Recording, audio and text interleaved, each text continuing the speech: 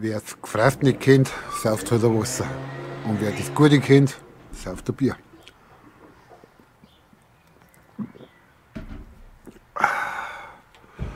Das ist schon was Gutes.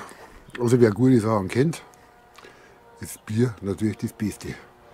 Aber wie gesagt, wer das Gefraß nicht kennt, sauft ein Wasser. Oder irgend so ein Späti-Scheißdreck. Das braucht man gar nicht. Wir haben da 7 halbe ist ein Schnitzel, 8 mit Kartoffelsalat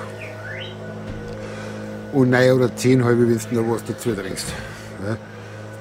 Also 7 halbe ist ein volles Nahrungsmittel.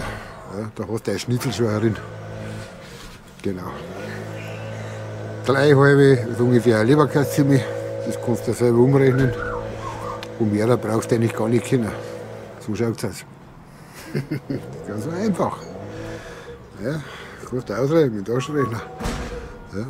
7 halbe, ein Schnitzel, 8 halbe mit Kartoffelsalat, 9 halbe, ich sage jetzt mal, bis vielleicht noch ein Semi dazu ist.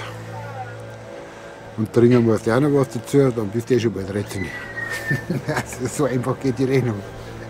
Super, echt super.